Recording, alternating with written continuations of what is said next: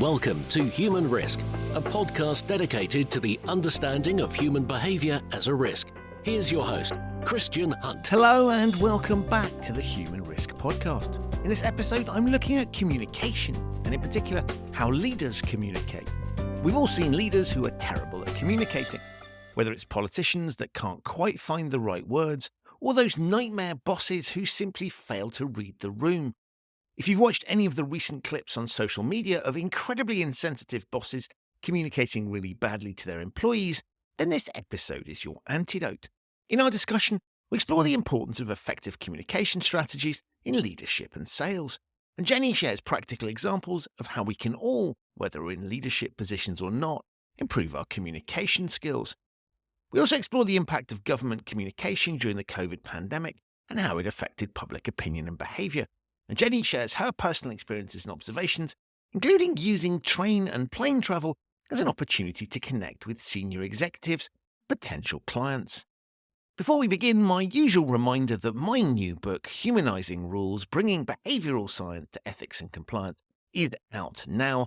There's a link to that and where you can read a sample chapter from the book in the show notes. With that said, please enjoy my discussion with Jenny-Joy Kreindl on leadership communication. Jenny, welcome to the Human Risk podcast. Well, thank you, Christian, for having me on your podcast. And look, you and I have worked together in the past, so we know each other, but my listeners might not have come across you. Can you give them a little bit of a pen portrait of yourself? Okay, I'll try to do my best to keep it succinct, short, and simple. So I'm managing partner of a boutique consultancy called Talent and Leadership Solutions, based in Switzerland. And we basically help organizations to mobilize their talent. So that means we advise, coach, and train in the field of leadership development, talent management. But my sort of strong point in also client-centric communication, presentation, and sales. Before that, I worked for UBS. That's where you and me met. And I built and managed the Department for Sales and Leadership Development for Wealth Management Switzerland. I led a team for cross-divisional advisory and sales education, and working with hundreds of desk heads and client advisors on their communication skills and on the conversations that they're having with their clients. I did that before that as well for different international companies in the financial health sector, arts industry, etc.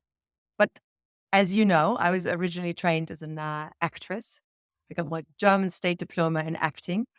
I studied political science and philosophy at the University in Vienna, which probably political science and acting, one could say it's more or less at times the same thing. And I studied Hebrew at Tel Aviv University and got my post-grad certificate at Ashridge Hult in executive coaching. So that's sort of the quick bio. But my passion is more or less human-centric communication. From the day the professor for political science, actually, in Vienna, he mentioned the study, I think it was from Tversky and Daniel Kahneman in 1981. So it was the framing of decisions and the psychology of choice, I think it was called. And that caught my interest, sort of. So you present the same thing, but you just use different words, different languages, and you get a different outcome. And you can influence the way that people make decisions through language. And I thought, wow, this was me. And so, yeah, I changed from acting then to business and ended up in the financial industry for many years now. What's really interesting about acting, acting, politics, communication, sales, all of that is human-centric. And the thing I find interesting is that you look at politics, that is in many respects, people are having to act out a role. We expect politicians to be able to tell stories, to be able to, they need to be able to be elected. In many respects, when you're in a senior position, you're kind of acting in a role. And so you can see the direct link across there. And then again, I think when we think about salespeople, they're having to perform in front of people in order to be convincing, in order to get people to buy the product. So all of this stuff points in the same place. And I love the fact that you've explored what look like very different disciplines of acting, politics, and then what you do now. But it's actually all the same thing, right? Which is all comes from this essence of curiosity about what drives people and an interest in human decision-making. Mhm. And it really now, I mean, we've seen it in the past couple of years throughout the pandemic, that the way people present facts and figures, and not only, I mean, if you look at the war right now in Ukraine, the way we talk about certain things or tragedies, or the way that doctors talk to patients on a daily basis, I mean, it really influences the way that the information is perceived and our decisions and the way we act with one another, and the way we react. And I think the way we communicate with each other really defines our relationships. It's the first thing is for me the way we connect, the conversation and the communication we have, and that defines the relationship. I'm not sure if it's even vice versa. If there's first the relationship and then communication. I think it's the way we sort of present things, and then we build the communication around it, or the relationship around it. And tell me, or tell my listeners about the work that you do at the moment, because I think there are lots of people out there that are sort of doing leadership coaching and this, but I think you've got a particularly interesting angle. Can you talk a little bit around what the sorts of work that you do? So what we did, we created together with our colleagues at the company, with psychologists, with sociologists, as you say in English, we created something was called the Make It Click model, because we looked at different communication models, strategies, and we thought, okay, there are a lot of things out there that tell you how to communicate more effectively or more impactfully, or how to sell better or be a better communicator in itself. So, but to combine sort of, or to visualize, first of all, okay, how actually does human-centric communication look like? What do humans usually do when they have an impactful conversation, and what do they not do when it sort of leads up in a dead end street? Um, that's how we came up with the Make It Click model, and the click stands for obviously connect, listen, individualize your answer, commit, and keep. And so we said, okay, so these five parameters, once we have the structure of how the conversation could look like, or communication would look like, then what does that mean? And how can you, how can you use that on a daily basis? And yeah, that's what we are working with mostly. And we were looking obviously also for something that people can remember. So you can say, hey, you just didn't make it click with your boss, or you just didn't make it click with a patient, or with your child for that matter, if you're a parent. And and how does communication look like in different situations? And how can you apply that model to different situations? That's what we are mostly focusing on right now in our work when it comes to sales, leadership communication. Yeah, but also any kind of business relationship in sales, etc. And what I think is interesting about, if you look at the narrative of a lot of sort of communications courses, it's like how to be a better communicator. And a lot of it focuses on the person doing the communicating, right? This is how to stand. This is how to say things. And what you're talking about there a lot more is the impact it's having on other people, right? So, Mhm. what it's fascinating for me is because you're flipping. It's not unique to look at what your audience is thinking, trying to understand it, but you're really flipping it and say, if you look at those characteristics, you're really saying we need to focus on how does this land, right? And so Mhm. this idea, so the word click is quite powerful for obvious reasons, right? Because it sort of references that need to connect with someone else, and so that Mhm. requires us to start thinking about, well, how is this going to land with that person?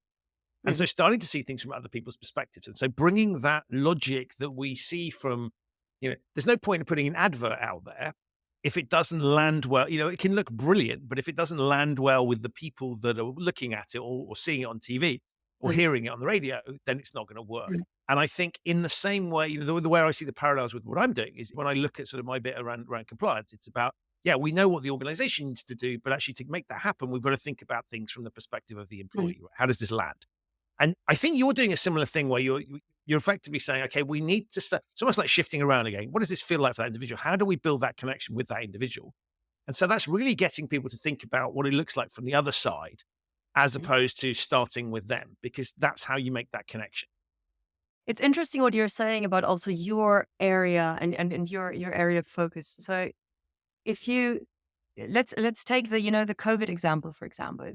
In 2020, I mean, I was born in Germany, but I've lived in Switzerland now for the past 10 years. It was really interesting. I mean, for you live in Munich, right? Yeah. So in Germany. So the fun part was for me watching, or fun part, actually the sad thing was, you looked at the way the German government, for example, communicated throughout the pandemic, and the way the Swiss communicated. And in the beginning, as a German living in Switzerland, you were thinking, oh my God, I want a government that's more strict, or that needs to, we need to tell people what to do all the time. And we need to actually find them if they don't wear a mask and stuff. And now in retrospective, you think to yourself, oh God, they actually did a better job in communicating what's necessary, because they portrayed a sense of urgency, and yet they did not seem like you say patronizing in Yeah. English? Yeah. Yeah. Yeah. It wasn't like, if you don't do, then we basically, sent you to prison. And the reaction they got was what they actually put out there. Like it was really, now you can see in Germany, which is quite concerning for me, the way that the social, right now, the structure, or the people, go on the streets and demonstrate, and the way that topics sort of get mixed up, and the general public's in the general discussion about politics, and about the pandemic, and about the war in Ukraine and whatever. So, but it has a lot to do with the way the government, I think, and politicians communicate to the people, and they present facts. And as you say, are you compliant because somebody tells you, "I'll cut your fingers off if you don't do it," or are you compliant because you really believe in what the other person is saying? Am I doing, when I talk to, I work with a lot of doctors, and uh, it's like, I always tell them, a chemotherapy, for example, is not, obviously, and God knows there are people out there that know that much better than I do, but it's not a fun ride. Right. And Right. it's not something like, hey, you're doing this and then you're going to be all healthy and happy again. But in order to get the buy-in from the patient and to really go along, you have to create, as a doctor, a sense of, we are in this together. And I'm I'm not doing this to you, and you're not doing this for me, or because you have to. But it's a journey. It's a way, that helps you get better, or that helps you in this particular situation. And it's a way of selling this to the person, that in a way that makes them want to collaborate with you as a doctor. It's a collaboration. And it's not like I'm the god and, in white, the doctor, and you're the patient, and you have to do, because I'm such a knowledgeable person. But it's a collaboration between the doctor and the patient.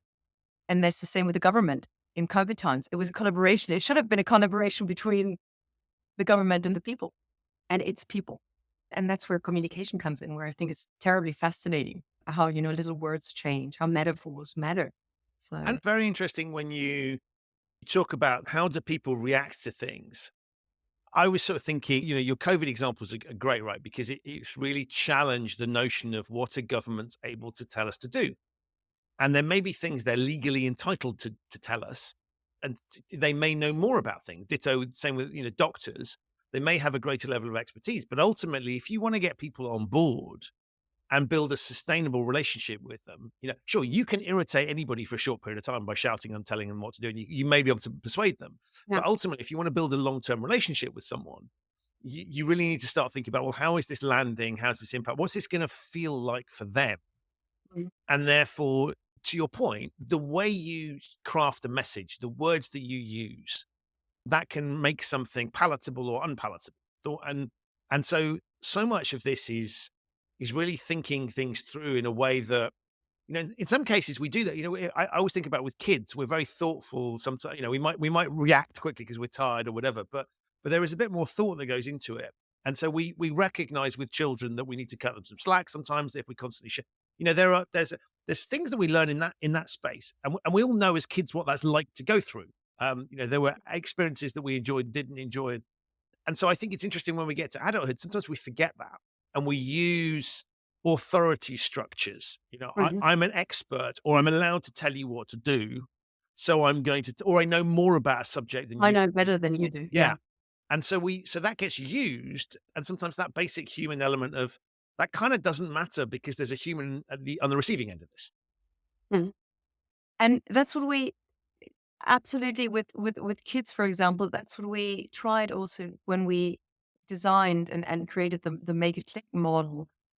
And because we said, there are a lot of theories out there. And as I said before, communication strategies, concepts, etc., that are very, very academic and extremely intellectual. And you think to yourself, wow, they're really interesting. Somebody really put a lot of thought in that, and they studied a lot, and they have probably a lot of titles in front of their names, and it's all good. And there is room for that, obviously. And it needs to, there needs to be also obviously that kind of work. And yet we often wondered, how can I apply that? Like, if I'm a mother and I'm overwhelmed with my child's screaming, do I think now, oh, I now I look at, this and that book, and maybe it helps me. So I need practical advice. And the same with client advisors, with any kind of advisor or sales expert.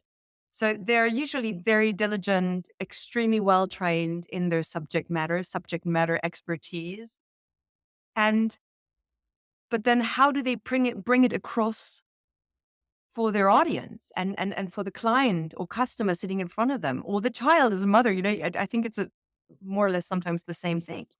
How do you explain things in a tangible manner that makes people actually feel what you're saying to them, and not just intellectually sort of, okay, yeah, I understand, I have to comply, or I have to do this, or I have to get a pension fund, or I have to do now my last will because otherwise, my family ends up in chaos. It's like, no, I want to make it, I want to make language and tangible information tangible. I think that's what also Make It Click is about, to make it tangible to people and to give practical tips, practical input of how to maybe, have a more impactful discussion with your client. So, and something that lasts, sustainable. Yeah, if it's a very overused word, I know, but like sustainable relationships, for lack of a better word. And so when we look at you've identified the factors and you've got a framework there. How do you make this real for people? Because I think one of the things that's really interesting when you talk in the behavior space is that it's not only about, you've got to have the substance there to communicate it, but there's also implicit in when you're communicating to your clients and the people that you're trying to help, you have to do the same thing.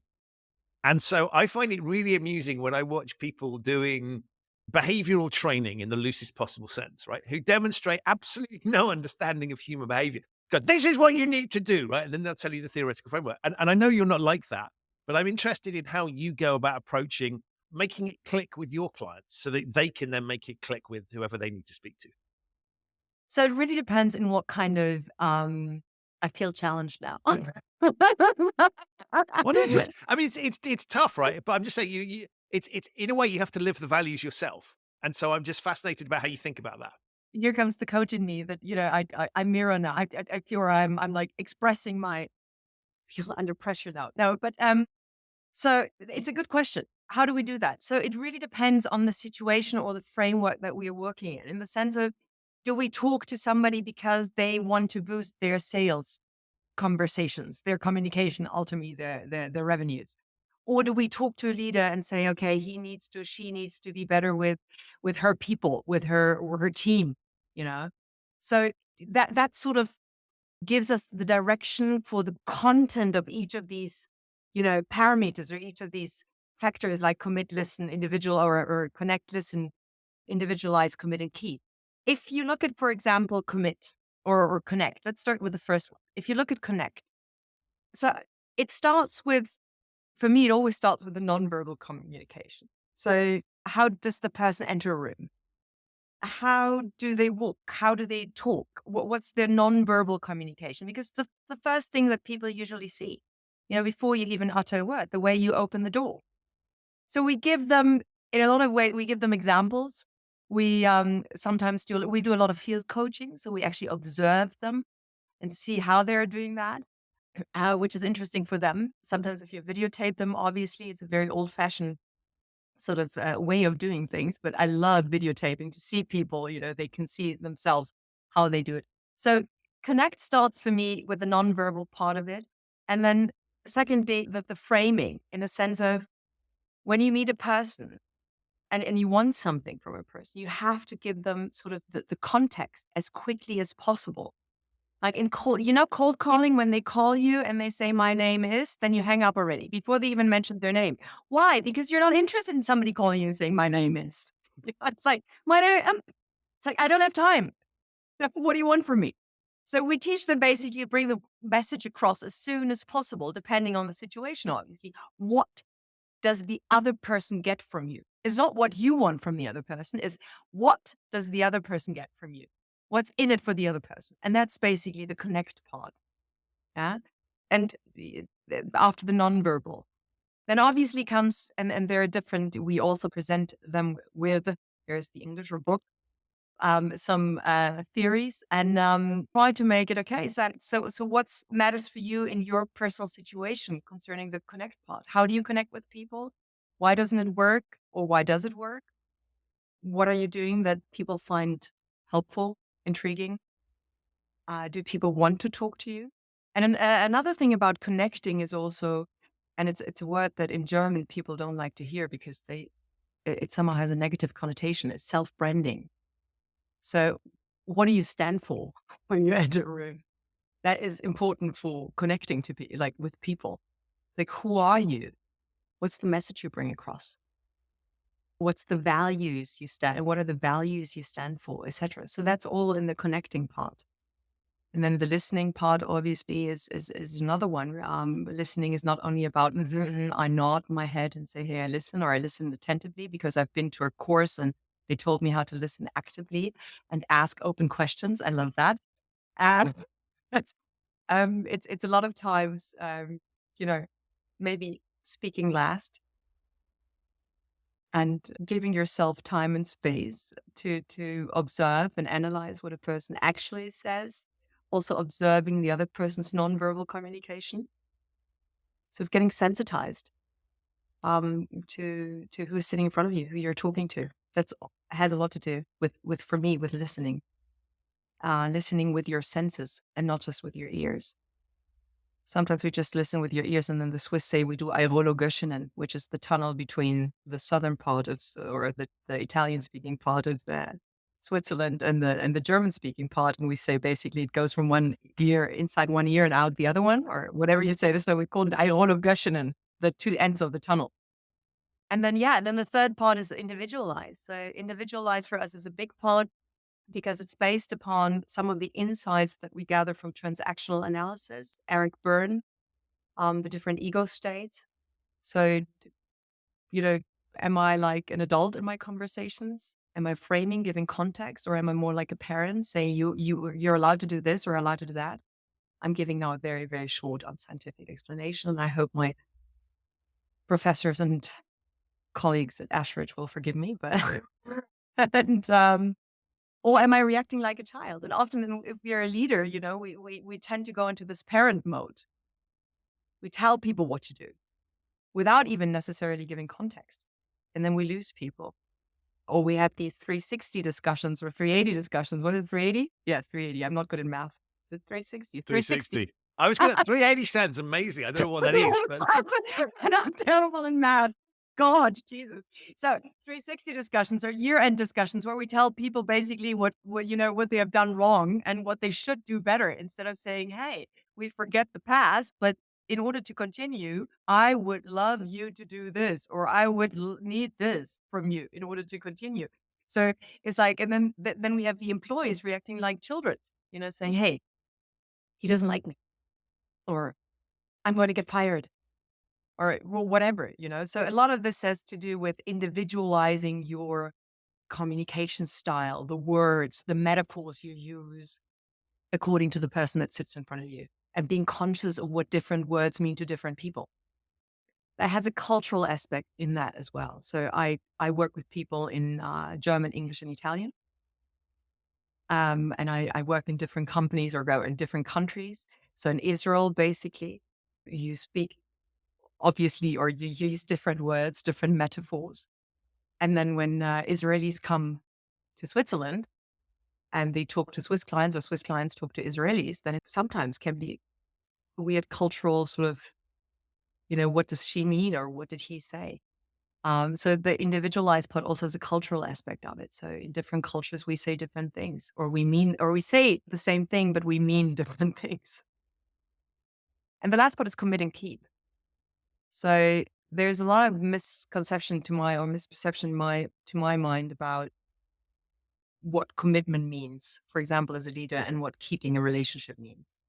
So especially in big companies, I've seen managers, not even leaders, that do fact to differentiate there. We have people managing, obviously, people or being true leaders that people want to follow. And you have a lot of leaders or managers often that, want accountability from their people or expect accountability. And that's the commit part, but they forget the relationship. And the relationship is where accountability sometimes sort of is part of it, but it's not all about accountability. It's not all about numbers. It's not all about KPIs. It's a lot about, or also about, how are you? Let's have a coffee. How do you do? And we ask that question not because we want to know if the person's fit for the job or if he or she has a burnout, but to ask the question out of interest and to get to know more about the person you're working with.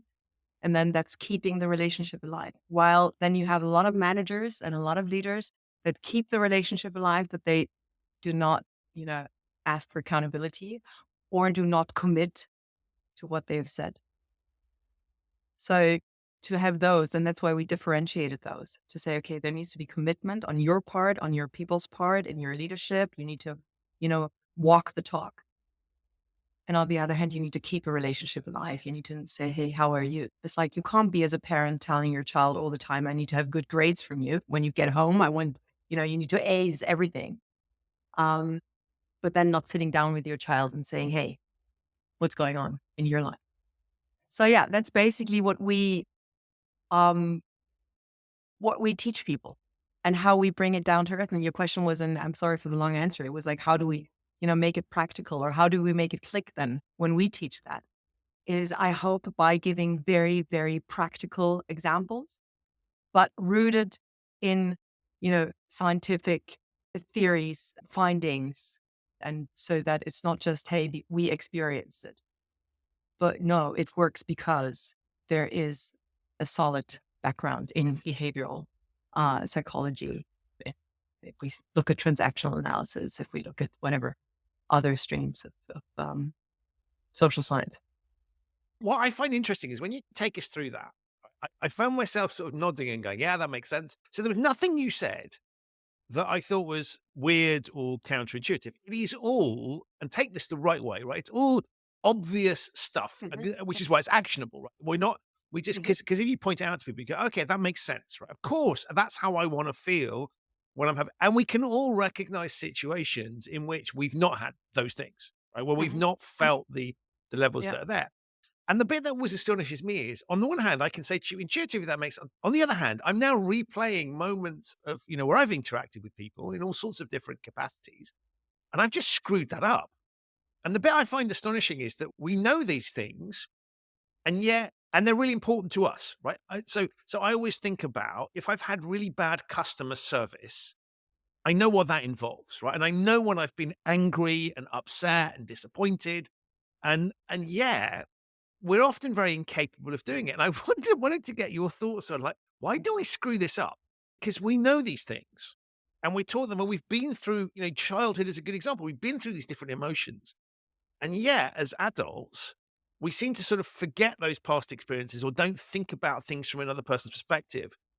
And so why is this so difficult? Why do we, I guess, simple question, like, why do we need to have this sort of training when on the one hand it's really, really obvious? And I recognize that we do. It's not a question of that, but it's like, what is it that impedes us from doing those things? I think, when you and me, when we met at UBS at the bank, and all other banks do that obviously all the time. We have these compliance trainings. I mean, that's what what are you meant? And you think to yourself, if we look at money laundering, for example, and you answer all these questions, these webinars, we all love those. And there is obviously a necessity for it. Otherwise, they wouldn't do it. But you think to yourself, isn't that common sense? I mean, or isn't that like a logical sort of thing that you should think about when you work in the financial industry? Or as a doctor, isn't this like when you talk to a patient who is really suffering, shouldn't there be some compassion or some emotional sort of response? And yet, I think sometimes we just think it's so logical that the more things are logical, the more things people are like, hey, we do this anyway on a daily basis, the more we don't do it. It's like being in a relationship, being married. So in the beginning, you bring up wife flowers, and your wife brings the husband, like to not be stereotypical. Now the wife brings dark flowers. Now I don't know what other thing.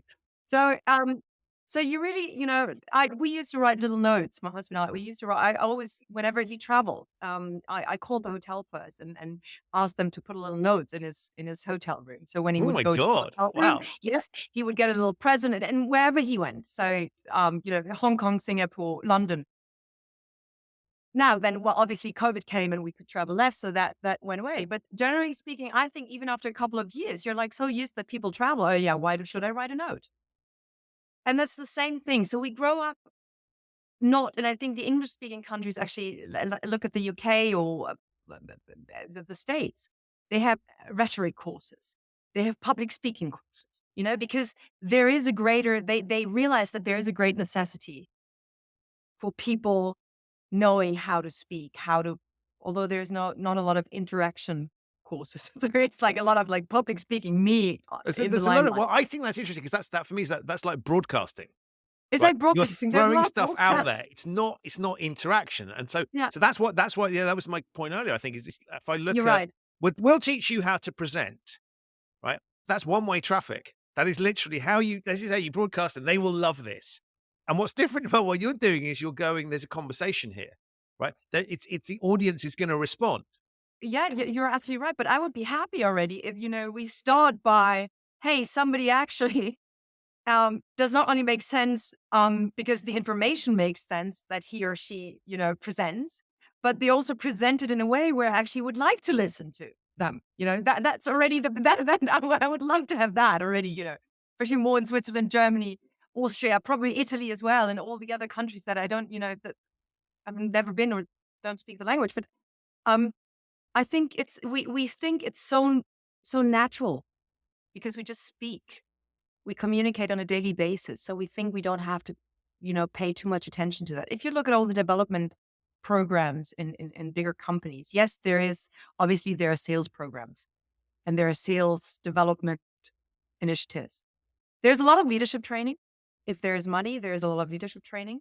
The minute there's a crisis, they think they should cut off all the training, which is, I never got around to that. It reminds me of like advertising, right? It's like, well, things are not going well, right? We'll cut the advertising. And I'm like, Yeah. that seems really, yeah, I get how you get there from a financial, but it doesn't look good on a spreadsheet. But like, if you don't have, there's a reason you pay money for advertising. And it's so funny Yeah. when you talk about leadership training. Yeah. You're right. It's like a sort of good times. Let's spend some money on leadership training. Leadership training. Right. When you need the leadership training the most is probably when times are really tough. And if there's even better times, so if there are good times, then we need a leadership training. If there are even better times, we need communication training. Right. But if the time is okay, then let's cut the communication thing because we know that already. People can speak. I mean, it's not that. With sales is a bit different depending on the organization, obviously, but then sales often is like a training on the actual product. And maybe, as you said, how to present the product. So it's the one-way communication. There is not a lot of, we are not careful or we're not sensitive or we're not sensitized enough. I think to actually give it a greater space sometimes in our daily development needs or development, whatever, initiatives. We think, okay, there's a product training and there is a management training and there's a bit of leadership training. And yes, if they're smarter, they don't call it management, they call it leadership. It's like different buzzwords. Right. Yeah, and yet that's what I love about that topic is, and what I'm always, I'm curious. I'm very curious towards any human being, I would say, no matter where they come from, what their background is. I think generally everybody has a story to tell. And I think that everybody can tell a story in a way, and that's not one, and I don't mean one way communication, but that makes people want to interact with them. And I think especially in leadership, but also in sales, or I think in sales as well as in leadership, let's put it like this. But in any kind of also business conversation, this is something that should be, we should pay more attention to. It's fascinating as you're talking, because I sort of think that idea of storytelling and engaging people. So, you've got the raw materials of stuff has happened to you in life, and I'm not saying we're victims, right? But I'm saying things have happened, right? You've had experiences, which gives you something. We've all got a very different narrative to tell. And even two people doing the same job, who went to the same, who stayed in the same town, we have different experiences. We're not with each other 24/7. And so I think that's a really, important thing to recognize. And we know this from conversations that are fun and interesting, which will involve on some level human interaction, as opposed to just sort of dealing with, interactions are much more interesting when people inject a bit of personality into them, as opposed to just sort of the factual thing. And so we know all these things again, but they're just not deployed. And what I find really interesting as you were talking is if we take sales as something that organizations see as necessary, and I loved your hierarchy of sales to leadership to communication. There's probably even more nice to haves above that, right? But you look at that thing and Gratitude. right? Yeah. Right, exactly. But so you sit there and you say, okay, in a sales context, right, the thing you've just said makes sense. And so if we take sales as being something that organizations view as critical, right? If you don't have salespeople, you're not going to sell your product. Then even there, we get people screwing stuff up. And these basic skills that we are all equipped with, and an understanding that, again, it's not used. And I see, I'm sure you get this as well. The number of people approaching me on LinkedIn, say, with the world's worst kind of, dear insert name here, as CEO of blah blah blah blah blah. You will, of course, just like, and you read this and you go, this is terrible. This isn't even like slightly off. They've missed the point. This is, and I have a unique business, right? So I get it that people don't always understand. But I read this stuff and go, this is crap, right? You are terrible. And so I find this proliferates across the piece. So even if we were to go up the hierarchy of training and the hierarchy of skills, even at that obvious where organizations ought to be plugged into, even the sales space, this stuff is missing. And so by default, I'm guessing it's going to be even more missing in that leadership piece, right? Because at least sales is a role that people understand. You bring people at a junior level. A junior person in an organization in the traditional hierarchy, yeah, I know you can influence those things, but you don't have you're not going to, your first day in a new role, you're not going to be in a leadership position. You might develop an ability to influence people and you'll get that.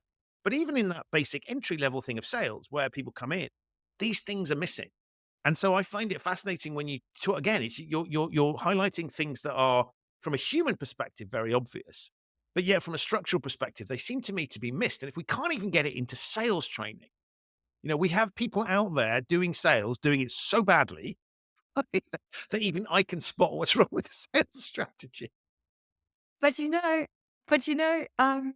and I hope when people listen to us that they will forgive me for saying this, but it really depends on how big, for example, the company is and what the product is about. So if it's a product that's necessary to have for everyone, and if you have a big company with thousands of sales experts and employees, if 20% of these employees work really well, and the other 80 are like mediocre to, then you get away with it. The company probably says, who cares? Look, we have a great functioning business model.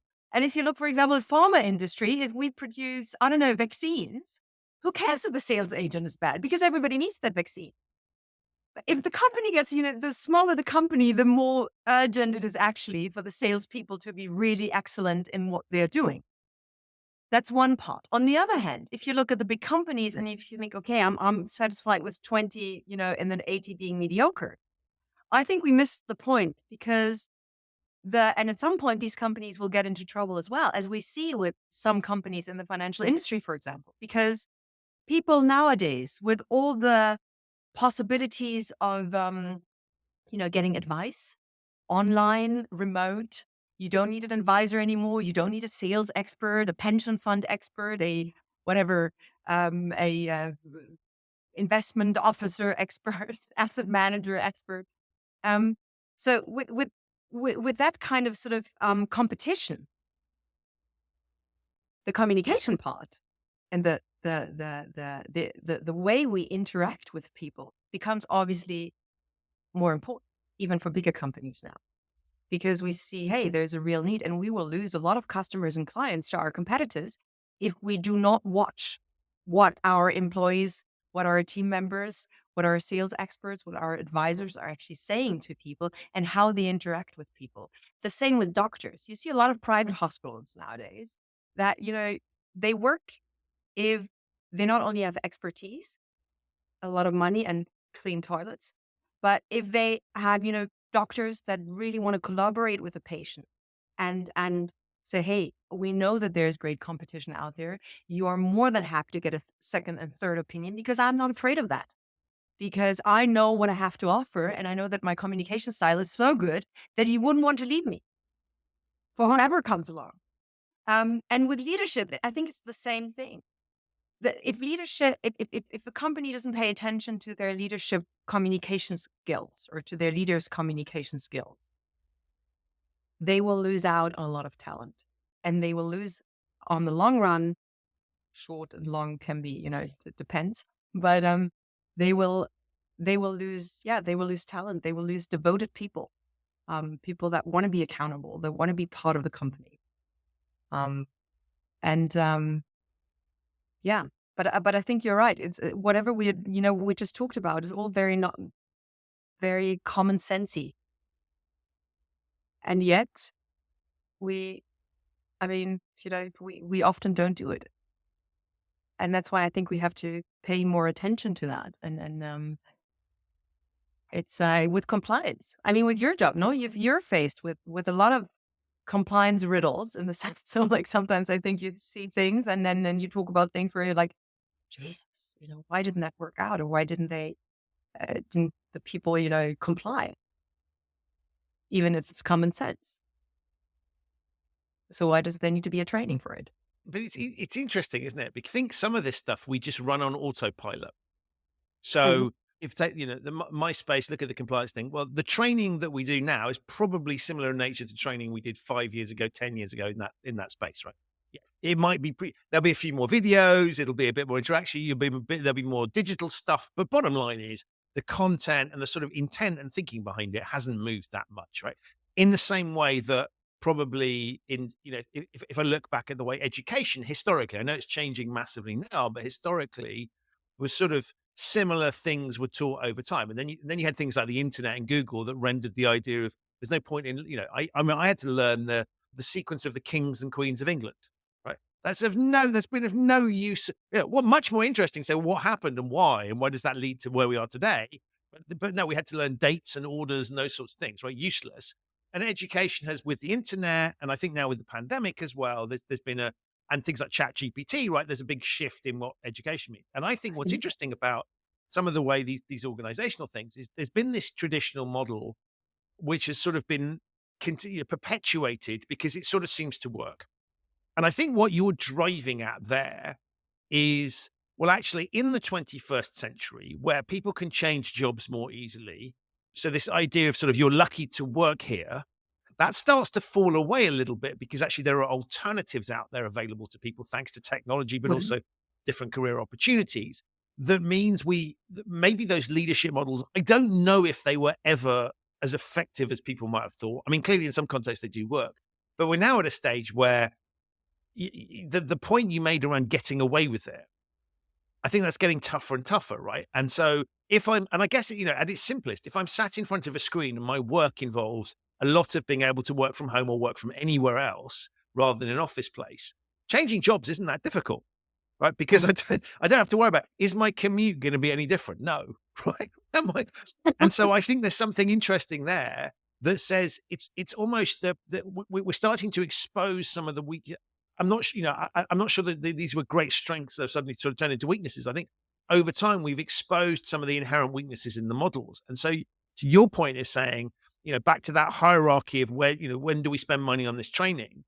This stuff starts to become much more obviously in the interest of organizations. And so if you want to be that organization that attracts the best talent and retains that talent, we need to start thinking much more about these points because of some of these dynamics. And also the way we structure those trainings. It's funny, as you said before, or, the training that some of the trainings that we do now might not look necessarily different from the trainings that we have done maybe 10 years ago. And yet, I think in a situation where money is an issue, money for training, so that we don't want to spend a lot of money on certain trainings, the quality of the training becomes even more important. And there, I think it's sometimes interesting when I talk to managers that, manage departments, training development departments. And then they say, well, we have to get more people exposed to these trainings. So maybe we can make them watch some TED Talks, or, give them some online sales training or online communication training. I love that one. And I'm like, so how do you, unless you want to teach people how to communicate online or virtually, then I get the thing of training it, but then you have to practice it on your own. For me, and I just give you two quick examples, if you bear with me for a moment. Yeah, so when I started I had in between the business and in between working for the bank and working for different companies in the financial sector, I had a short sort of detour of creating a company with a Swiss chef, which was a company, sort of a catering company, but it catered very, exclusive food combined with art. So you could come to us and you would say, hey, I want the pianist on the Lake of Zurich, and I want, whatever kind of exquisite food you can offer. Maximum 100 guests.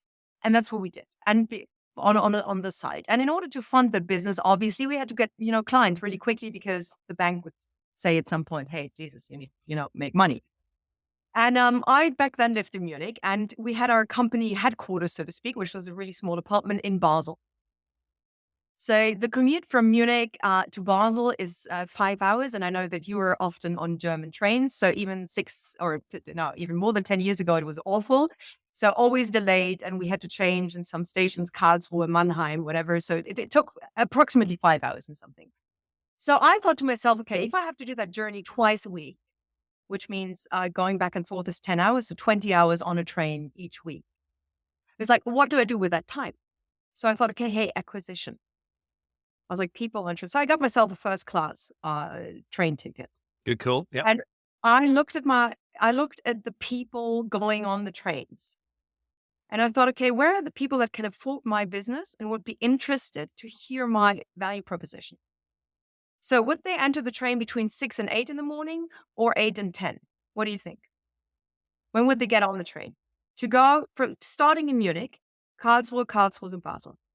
Well, I mean, the conventional logic would be you're going to be starting early, right? Because you've got longer journeys. So I'm guessing an earlier start. Wrong, because who sits on the train at 6 o'clock in the morning? People that have to. People that have to. Like I had to, I said sometimes 6 o'clock in the morning, the working ants, I would call them, without being disrespectful. But the people that have to go to work and that have to be there in the office because somebody tells them you have to be there by 8. Okay. So that was not my business model. I started at 8 between 9:30 max, because then you would find the managers, the leaders, the CEOs, the CFOs, the whatever company owners that could afford my business and would be interested actually to have conversation while having a cup of coffee. Going back, returning, I thought the same thing. I looked at all the people on the trains and I did a lot of, analytical study, very scientifically. So I looked at, okay, who sits on the train at what hour? And I thought, hey, do I take the one back at 6 to 8 in the evening, or 8 to 10? Obviously 8 to 10, because the people that start later, they leave the office late because they have more responsibilities. They have some work, office dinners that they have to attend. Okay, too late is also not good, because then all of these people are on the phones to say goodnight to their children that they hardly ever see. So between 8:30 and 9 is probably was the best time. And then I started approaching these people. So I connecting. How do you connect on a train?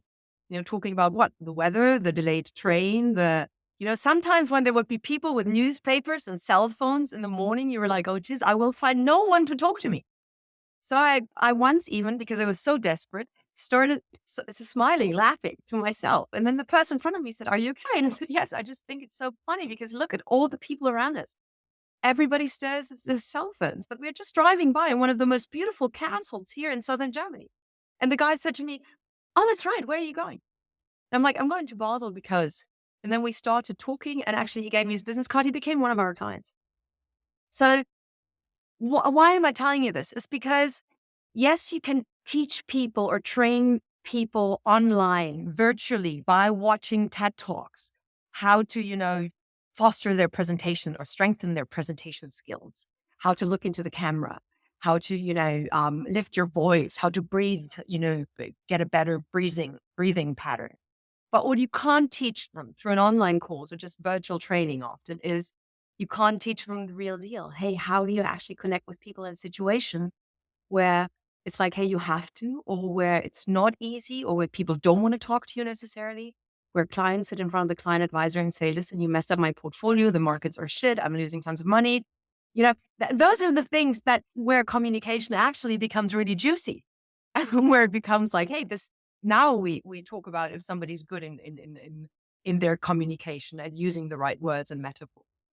And that's what we try when we work with companies on their development, development structure or training structure or training architecture. We look at that and say, okay, what's feasible concerning obviously the money and the doability of these things, but we need to incorporate down to earth, practical, sort of real life training, field coaching. The same for leaders. You need to see a leader in their habitat, in their environment. How do they react with their team? How do they talk to their employees? And then you get a sense of, okay, where should we start working? Like, what's the angle? The entrance for development. And the second thing is, I teach everybody, and I think for maybe people that will listen to us, it's quite interesting now that we can fly a bit more. I know for the climate it's not good, but for practicing your connecting skills, being on an airplane is one of the best things because people can't escape. So when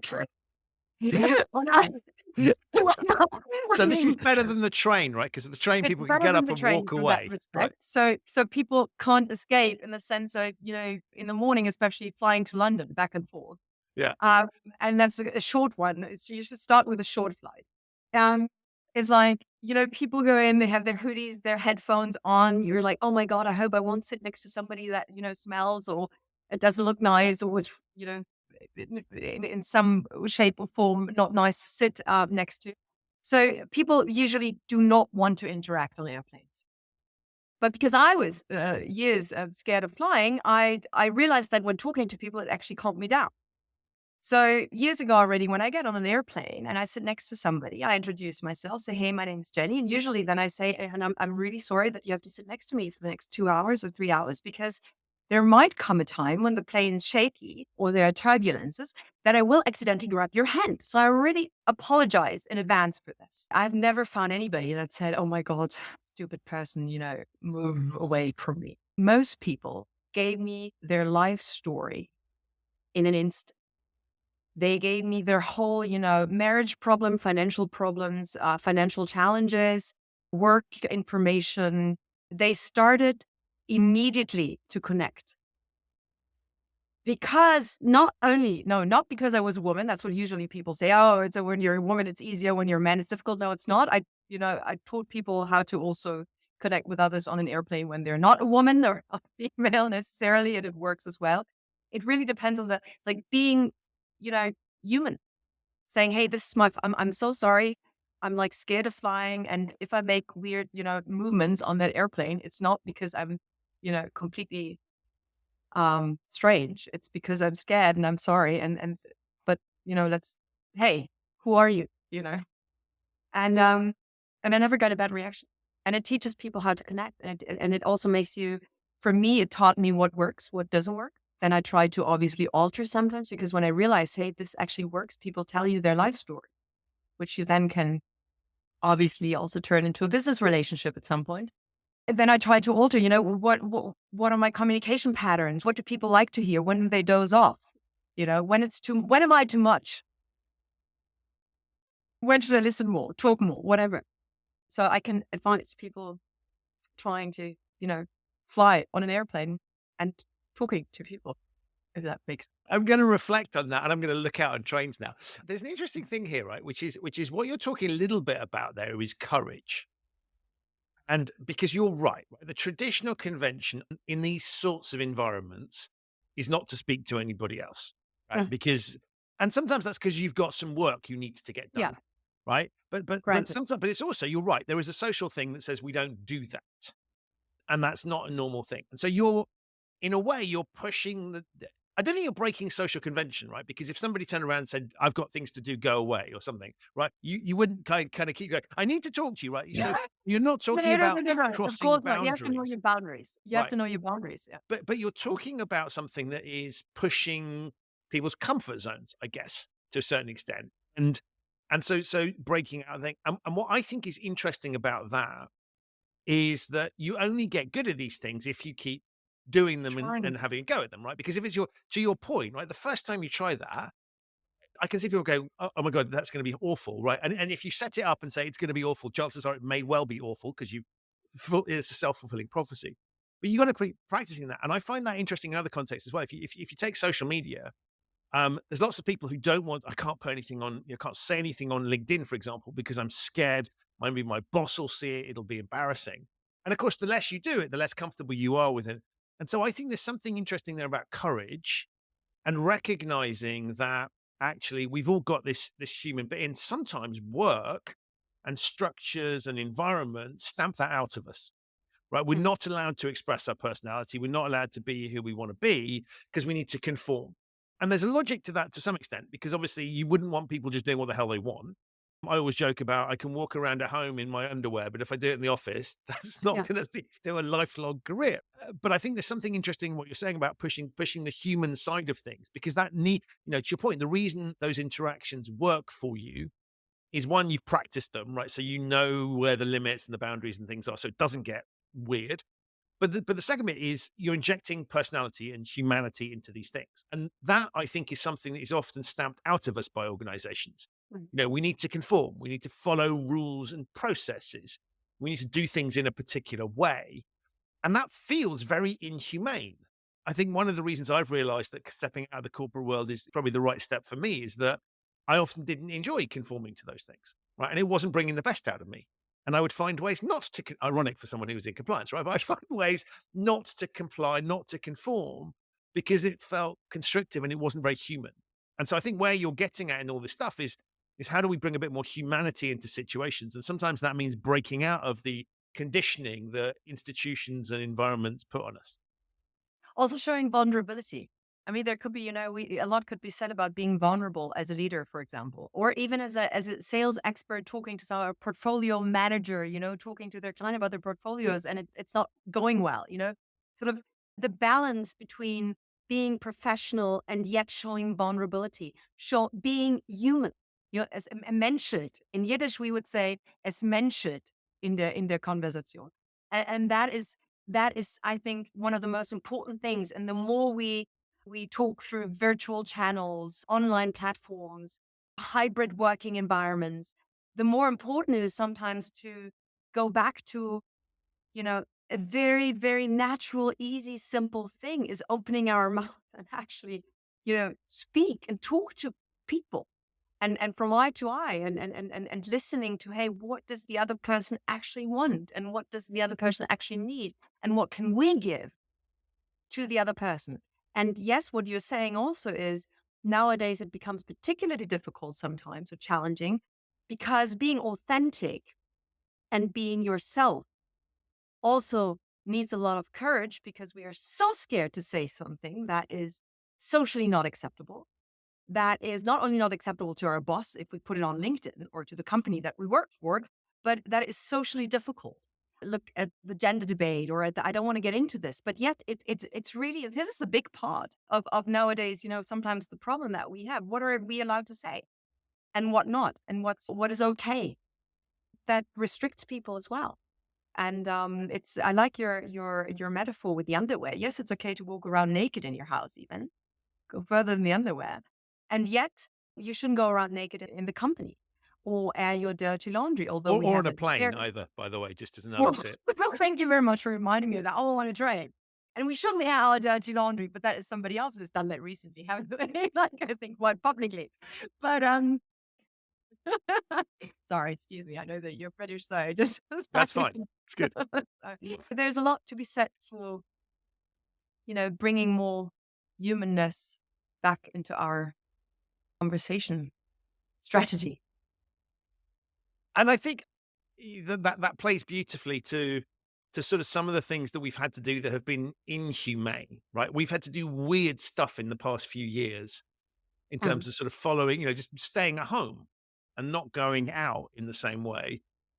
I think has, but yeah, I'm thinking particularly of children or people, and social interaction between grandparents and grandchildren and parents and kids and all those sort of things, let alone human interactions in the workplace, all those sorts of dynamics. And I think, to your point, there was a time when, and it's probably still exists on a certain level because I think we're all still dealing with it, where things became, to use your language, inhumane and a bit Mm. weird and a bit strange. And there are some interesting things that have happened as a result of it, and there are definitely some positives, but there's a ton of negatives that we're working our way through. And I think your comment around bringing the human touch, I think is really, really significant and important because ultimately that's, when people, if you look at what people were complaining about, it's a why, I complain about masks because I feel, well, one, it stops me seeing people's mouths, which is a natural thing to look at and to because you get feedback from it. But also it just feels inhumane to muzzle myself, to use language they've used. Staying at home, not being able to go out feels I feel like I'm being overly controlled. So we all recognize these emotions. And so I think if there's one thing I'm hopeful for is that unleashing, right? As you say, that we can be more vulnerable, authentic, honest, transparent, all the stuff that makes us human. I think is really important. But Christian, also with the mask, for example, it's a good example because it taught us, if the pandemic, I mean, there are a lot of things actually that the pandemic taught me personally, but about myself and about society or the place where we live in, the environment where we live in. But um, masks is a good example. So for me, as somebody that, words count, conversations, I love to talk to people. I love looking at people and seeing how they express themselves non-verbally and how they talk. I thought, oh, masks. I was very compliant to masks. So the minute the German health minister told me I should wear a mask, I was probably the first one getting an FFP2 mask, I have to admit. I saw the necessity. And I realized, gee, humans can be so incredibly creative and flexible in still finding ways to express themselves. And you can still have great, expression with your eyes. Instead of smiling with your lips and your mouth, you start smiling with your eyes, and you use the rest of your face maybe in a different way, or than you've used it before. So I think also with the virtual one, although I said before that virtual trainings do not necessarily replace the, hey, down to practical examples. We're trying to feeling also the exercises or the training things that we do in the space of communication and sales and leadership. And yet, I mean, before COVID or before the pandemic, we thought it would be incredibly difficult to have all the meetings online and incredibly difficult to communicate and keep in touch virtually. And hey, and then we had no other choice. From one day to another, we had to communicate virtually more often, and we were able to do it. And it's still, even though there was the computer screen between us, it seemed like a world apart, and yet we were able to create proximity in our, engagements, in our conversations, even through this. I mean, you and me now, on the Right. screen. I look at you and I'm like, hey, it's like having coffee in a living room somewhere and chatting away. So I think humans are also incredibly creative, and yes, it needs courage, but it also shows that, yeah, it's just the way we communicate is just beautiful. I love I love what we can do and what we can reach and achieve through communication, through the right communication, and how we can then make it click with our counterpart. I love that. Jenny, as ever, when I'm speaking to you, I could keep talking forever, but time has come up against us. So before I let you go, tell my listeners how they can get hold of you if they want to find out more about Click and the other work that you do. So they could look at our homepage. Let's do like that. talentandleadership.com or makeitclick.com. Make/it/click.com. And and then they could see what we are doing. They could get informed about our model, our offering, our advisory work, etc. And I'm curious to hear what people, think about what we talked about. Amazing. Well, look, I will put links to those things in the show notes for people that didn't have a pen handy so they can find it that way. Before I jump onto a train now, because I'm going to rush off and see if I can get some business from whoever's traveling on the next train. Very good. I want to say, look at the time. You have to watch the time. yeah, totally. Very No, important. okay. Hang around at the train station to see what happens. But Jenny, thank you. It's been as I knew it would be. It's been an absolute pleasure. Thank you so much for inspiring, educating me and my listeners, for being a great guest on the show. Well, thank you for having me. It was a great pleasure. So that's it for this episode of the Human Risk Podcast. My enormous thanks to Jenny for appearing and to you for listening. To find out more about Jenny and her work at Talent and Leadership Solutions, have a look in the show notes. There are links to those there. You'll also find a link in the show notes to the interview that I did with Siggy Hernler, Jenny's colleague, where we talked about positive leadership. If this is your first time listening to the Human Risk Podcast, welcome. You can subscribe wherever you get your quality audio content. It's available on all of the major platforms. To find out more about my new book, Humanizing Rules, Bringing Behavioral Science to Ethics and Compliance, have a look in the show notes. There's a link to that there. If you like the book or the podcast, please do leave a review for one, the other, or even both, wherever you got hold of them. It really does help because it makes it more visible to other people and encourages other people to read the book or listen to the show. With all of that said, thank you so much as ever for listening to the podcast. I'll be back very soon with another episode. In the meantime, if you find yourself stuck on a train or a plane, have a think about whether there's a conversation you might want to start. You never know where it might take you.